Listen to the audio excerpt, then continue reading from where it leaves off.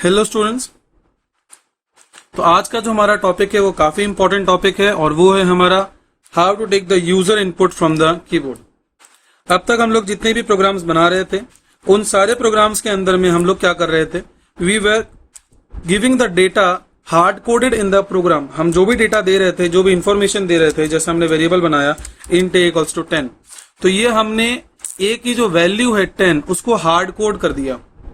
Hard code करने का मतलब हो गया कि अब इस प्रोग्राम को आप किसी भी कंप्यूटर में चलाओ, कितनी बार भी चलाओ, a की वैल्यू 10 ही रहेगी, न 10 से 11 होगी, न 10 से 9 होगी। पर हमारा जो एक प्रोग्राम बनाया जाता है वो बनाया जाता है यूजर के लिए, और यूजर को ये परमिशन होना चाहिए, यूजर को ये फीचर होना चाहिए कि वो डेटा अपने हिसाब से डाल सके हर बार। उसके लिए हम लोग यूज करते हैं यूजर इनपुट का कॉन्सेप्ट। अब जावा के अंदर में यूजर इनपुट का काम हम लोग दो तरीके से कर सकते हैं। यूजर इनपुट इन जावा के अंदर में हम ये काम दो तरीके से कर सकते हैं। पहला हम यूज कर सकते हैं स्कैनर क्लास का। स्कैनर क्लास है हमारा, जो कि है हमारा java.util पैकेज के अंदर में। यह है हमारा स्कैनर क्लास, जो कि बहुत ही इजी तरीके से हमारा रीडिंग का काम कर देगा। और दूसरा जो हमारा प्रेफर्ड वे है वो है बफर्ड रीडर क्लास, जो कि है हमारा java.io पैकेज के अंदर में। बफर्ड रीडर क्लास है हमारा, जो कि हमारा java.io पैकेज के अंदर में। याद रखिएगा एक बात कि जावा के अंदर में जितना भी इनपुट आउटपुट का काम है वो होता है स्ट्रीम बेस्ड। स्ट्रीम बेस्ड का मतलब ये हो जाता है कि डेटा जो है वो कंटिन्यूअसली फ्लो करता है इन फॉर्म ऑफ स्ट्रीम, यानी data flows in form of stream, form of stream. अब जैसे आप ये समझ लीजिए ना कि आपने नल खोला, पानी लगातार आ रहा है, आपको कितना पानी चाहिए? आपको एक गिलास पानी चाहिए तो आप एक गिलास जैसा छोटा सा कंटेनर रखेंगे, गिलास भर जाएगा, आप गिलास ले लेंगे। आप अगर एक बाल्टी जितनी वाटर की कैपेसिटी चाहते हो, बाल्टी जितना पानी चाहते हो, आप एक बाल्टी को नल के आगे रखोगे, वो बाल्टी भर जाएगी और आप पानी ले लोगे। तो जावा के अंदर में वो कॉन्सेप्ट होता है। हम लोग वही कॉन्सेप्ट फाइल रीडिंग के लिए भी करेंगे, वही कॉन्सेप्ट नेटवर्क रीडिंग के लिए भी करेंगे, और वही कॉन्सेप्ट हम लोग करेंगे यूजर रीडिंग के लिए भी। तो तीनों के लिए हमारा कॉन्सेप्ट बिल्कुल सेम टू सेम रन करेगा। तो जो पहला हमारा, अब एक बात मैं बता दूं, स्कैनर क्लास को यूज करना काफी इजी है। It is a very easy in common वे, और आप नेट पे ज्यादातर क्लासेस जो पाएंगे वो स्कैनर क्लास के थ्रू ही पाएंगे। बफर्ड रीडर को यूज करना थोड़ा टिपिकल होता है, पर मैं आपको रिकमेंड करूंगा कि आप दोनों चीजों को देख लें और सीख लें, तो आपको काम आएगा। आज की वीडियो में हम लोग स्कैनर क्लास को कवर करेंगे। नेक्स्ट में आपको मैं बफर्ड रीडर बता दूंगा, क्योंकि उसमें मुझे कुछ स्ट्रीम्स के बारे में भी आपको बताना पड़ेगा। तो let us start our first program for scanner class. हम एक अपना प्रोग्राम बनाते हैं। Let us keep the name user input 1 dot Java. हम इस प्रोग्राम का नाम देते हैं यूजर इनपुट 1 डॉट जावा। ठीक है, हम क्लास बना लेते हैं, क्लास स्पेस यूजर इनपुट 1। ये हमारा क्लास बन गया। क्लास के अंदर में हम सबसे पहले एक फंक्शन बनाएंगे। याद रखिए जावा के अंदर में कोशिश ये करेंगे कि सारा काम अलग फंक्शन में होगा, और वॉइड मेन जो है हमारा वो सिर्फ और सिर्फ किस काम में आएगा? वॉइड मेन हमारे काम में आएगा सिर्फ एग्जीक्यूट करने के लिए, सिर्फ चाबी ऑन ऑफ करने के लिए। तो हम सबसे पहले बनाएंगे एक स्कैनर क्लास। हम बनाएंगे स्कैनर क्लास। अब स्कैनर क्लास को हम जैसे ही कॉल करते हैं तो हमें सबसे पहले इसमें क्या देने की आवश्यकता है कि स्कैनर क्लास आया कहां से। तो उसके लिए हमें इसको ऊपर में इंपोर्ट करना पड़ेगा। क्या इंपोर्ट करना पड़ेगा? Import space java.util.scanner package. java.util.scanner class को आप इंपोर्ट कर लो कि भी जावा के अंदर में यूटिल पैकेज के अंदर में जो स्कैनर क्लास है आप उसको कॉल कर रहे हो। अब स्कैनर का मतलब होता है कि तुम स्कैन करो, पढ़ो। तो सबसे पहला सवाल उठता है, सर कहां से पढ़ना है? इसका जवाब है कीबोर्ड से पढ़ना है। और कीबोर्ड के लिए हम जो वर्ड यूज करेंगे वो आएगा हमारा system.in। उसके लिए हम जो वर्ड यूज करेंगे वो आएगा हमारा system.in। सिस्टम के अंदर में इनपुट स्ट्रीम जो आता है, स्टैंडर्ड इनपुट स्ट्रीम। याद रखना, आपको एक चीज मैं बता दूं, स्टैंडर्ड इनपुट स्ट्रीम जो होता है हमारा वो होता है कीबोर्ड, और स्टैंडर्ड आउटपुट स्ट्रीम हमारा होता है मॉनिटर, और एक आता है स्टैंडर्ड एरर स्ट्रीम, वो भी आता है। वो हम लोग नेक्स्ट वीडियो में कवर करेंगे। अभी फिलहाल हम लोग इसमें आगे चलते हैं। मान लो हम लोग दो नंबर को ऐड करना चाहते हैं। Let's take a very simple example. तो हम दो वेरिएबल ले लेते हैं, आंसर को स्टोर करने के लिए सी ले लेते हैं। यूजर को हम बोलेंगे मैसेज देने के लिए, हम यूजर को बोलेंगे इंटर 2 नंबर्स।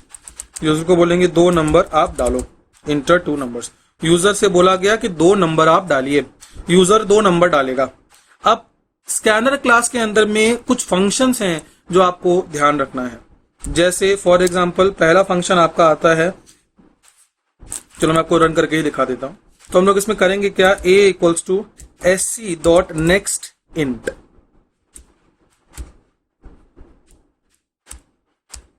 ये चीज देखो, स्कैनर क्लास के अंदर में हमारा पहला फंक्शन जो आता है वो आता है नेक्स्ट इंट करके।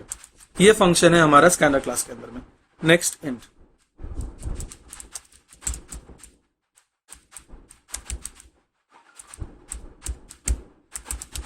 Important functions. जो हमारा पहला फंक्शन है वो है नेक्स्ट इंट। नेक्स्ट इंट क्या करता है, नेक्स्ट इंट रिटर्न करेगा, returns N integer, returns N integer from the keyboard. Keyboard से एक इंटीजर पढ़ेगा और वो दे देगा। वैसे ही अगर आपको फ्लोट चाहिए तो आप क्या लिखोगे, नेक्स्ट फ्लोट। अगर आपको आप इंट की जगह फ्लोट चाहिए, फ्लोट की जगह डबल चाहिए तो क्या लिखोगे आप, नेक्स्ट डबल। उसकी जगह बूल चाहिए तो नेक्स्ट बूलियन। इस तरीके से आप दे सकते हो। जैसे फॉर एग्जांपल आपको मैं दिखाऊं, सेकंड वेरिएबल के लिए भी हम लिखेंगे sc डॉट नेक्स्ट। अब इसमें देखो, इंटीजर के लिए इंटीजर है, नेक्स्ट लाइन पूरा एक स्ट्रिंग, पूरा का पूरा एक लाइन पढ़ के दे देगा एक स्ट्रिंग के लिए। नेक्स्ट बाइट, आपको मैंने पिछली क्लास में बताया था कि इंटीजर कैटेगरी में 4 ऑप्शंस हैं, बाइट है, शॉर्ट है, इंट है, लॉन्ग है। तो चारों के लिए हमारे पास फंक्शंस अवेलेबल है। बाइट, शॉर्ट, इंट आपने ऊपर देख ही लिया।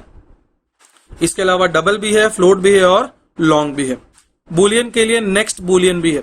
तो आप कौन सा टाइप यूज करना चाहते हैं उसके लिए आपके पास अलग अलग वेरिएबल्स अवेलेबल है, अलग अलग वेरिएबल्स नहीं सॉरी, और अलग अलग फंक्शंस अवेलेबल है जो हम लोग यूज कर सकते हैं। तो हमने वापस इंटीजर ही पढ़ना है क्योंकि we are expecting 2 integer numbers.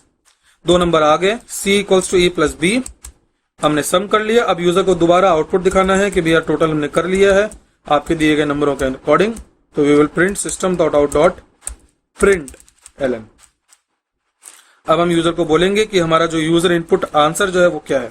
तो देखो हमारा आंसर आ जाएगा सम इक्वल्स टू, और सम को हम प्रिंट करेंगे किसके अंदर में है, सी के अंदर में। तो हमारा ये सम प्रिंट हो जाएगा। I hope it's clear. इसके बाद हम लोगों को जो बनाना है वो बनाना है मेन फंक्शन को। तो अब हम मेन फंक्शन को क्लियर करना बनाते हैं, public static void main string args। ये हमने मेन फंक्शन बना लिया। अब मेन फंक्शन के अंदर में क्या करते हैं, अब सबसे पहले हम करते हैं create an object of the class. तो सबसे पहला टारगेट होता है हमारा क्लास का ऑब्जेक्ट बनाना। क्लास कौन सा है मेरा, ऊपर देखो user input 1 space object name equals new user input 1 और सेमीकोलन। ये मेरा ऑब्जेक्ट बन गया। इसके बाद सेकंड चीज क्या होता है, call the function using the object. इसके बाद हम फंक्शन को कॉल करेंगे ऑब्जेक्ट का यूज करके। तो ऑब्जेक्ट डॉट फंक्शन का नाम क्या है, डिस्प। जो हमने बनाया है उसका नाम क्या है, डिस्प। ये डिस्प्ले का काम करेगा। ये हमारा प्रोग्राम बन गया, हमने सेव कर दिया। अब इसके बाद हमें क्या करना है, इसके बाद हमें रन करना है। तो रन करने के लिए हमें चाहिएगा टर्मिनल। तो हमने इस पर क्लिक किया, टर्मिनल नीचे आ गया हमारा। अब जैसे ही नीचे टर्मिनल आ गया, कंपाइल करेंगे। जस्ट लुक हियर, जहां मेरा माउस है ये टर्मिनल है मेरा। मैं यूज कर रहा हूं विजुअल स्टूडियो कोड, जो कि ओपन सोर्स है। ओपन सोर्स तो नहीं है लेकिन सबके लिए अवेलेबल है, कम्युनिटी एडिशन आप यूज कर सकते हो। बहुत अच्छा टूल है प्रोग्रामिंग के लिए। अगर आप प्रोग्रामिंग कर रहे हैं तो मैं आपको रिकमेंड करूंगा, ये आप यूज कर सकते हो। One of the most commonly available IDE। अब मैंने कमांड लिखा है जावा सी, और प्रोग्राम में क्लास का नाम क्या है हमारा, यूजर इनपुट 1 डॉट जावा। ये मैंने पूरा लिख दिया, यूजर इनपुट 1 डॉट जावा, इंटर। अगर कोई एरर होगा तो मैसेज आएगा, और अगर एरर नहीं होगा तो एक क्लास फाइल बन जाएगी। अब आप यहां देखो, हमने बनाया था सिर्फ यूजर इनपुट 1 डॉट जावा, क्लास फाइल अपने आप बन गया। Class file is automatically generated. यही क्लास फाइल है जो आपका मेन बाइट कोड है जो जावा जनरेट करता है। अब हम कमांड लगाएंगे कंपाइल रन करने का जावा इंटरप्रेटर का, और वो है हमारा जावा कमांड। तो हमने लिखा जावा स्पेस देके क्लास का नाम, यानी यूजर इनपुट 1। अब आ गया इंटर टू नंबर्स, मैंने डाला 87 और 78, तो सम होके आ गया आपका, क्या आ गया सम होके 165। इस तरीके से आप दो नंबर ले सकते हो। अब मैं इसी प्रोग्राम के अंदर में, ये चीज क्लियर हो गई। अब मैं इसी प्रोग्राम को मॉडिफाई करके आपको दिखाता हूं कि अगर फ्लोट होगा तो आप कैसे यूज करोगे। तो we will change it from integer to float. Function को चेंज करना पड़ेगा क्योंकि ये नेक्स्ट इंटीजर दे रहा है। हम क्या कॉल करेंगे, नेक्स्ट फ्लोट।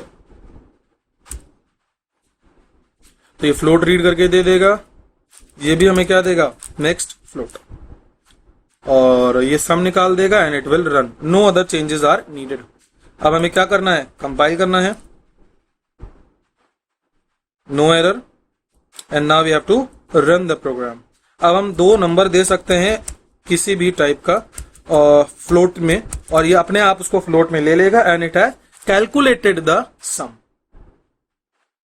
अब यहां एक क्वेश्चन उठता है कि सर ऊपर में आपने कहा था इंटीजर 2, अगर हम यहीं फ्लोट दे देते तो क्या होता। अगर हम ऊपर इंटीजर चाहिए था, अगर हम यहीं फ्लोट दे देते तो क्या होता।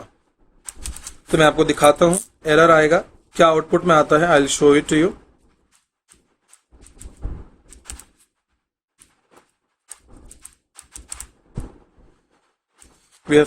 वापस हमने जो एडिटिंग की थी हमने उसको रिस्टोर कर दिया, कंपाइल कर दिया, and we are ready to run the program. अब मैं देता हूं एक पॉइंटिंग नंबर्स। अब देखो क्या एरर आया है, exception in the thread main java.util.input mismatch exception। तो ये क्या कह रहा है कि जावा के मेन फंक्शन में, जावा के डिस्प फंक्शन में लाइन नंबर 11, ये देखो मैं आपको एरर रीड करना भी बता दूं। आप ये देखो कहां आ रहा है, ये एकदम अंदर से बाहर जाता जाएगा। सबसे नीचे आपको मिलेगा मेन फंक्शन, उसके अंदर आपको मिलेगा वो फंक्शन जहां एरर आया है। कहां आया है, यूजर इनपुट 1 के डिस्क फंक्शन में, लाइन नंबर 11। ये लाइन नंबर है, लाइन नंबर 11। लाइन नंबर 11 क्या है, ये वाला था। अब हमने पहले नंबर में ही फ्लोट दिया था और ये बोल रहा है इंट, इसीलिए ये एरर दिया है। कैसा एरर है, कैसा एक्सेप्शन है, इनपुट मिसमैच एक्सेप्शन, यानी आपका इनपुट जो आया है वो मैच नहीं कर रहा। चाहिए था इंटीजर और आपने दे दिया फ्लोट या डबल। ये वैसे अगर टाइप नहीं दिया जाए तो ये डबल हो जाएगा और टाइप दिया जाए तो ये फ्लोट हो जाएगा, तो मैच नहीं कर रहा। अगर आप दोबारा चलाते हो और इस बार 12 को और 34 को अलग अलग देते हो बिना पॉइंट लगाए, answer will be in front of you. I hope it is clear. तो अब तक आपने जितने प्रोग्राम्स बनाए थे उन सभी प्रोग्राम्स को आप स्कैनर के ऊपर में बनाओ। नेक्स्ट प्रोग्राम में आपको मैं, नेक्स्ट वीडियो में आपको मैं बताऊंगा कि कैसे बफर्ड रीडर का यूज करना है और कैसे स्ट्रीम्स का यूज करना है हमारे इनपुट लेने के लिए। I hope it's clear. Thank you.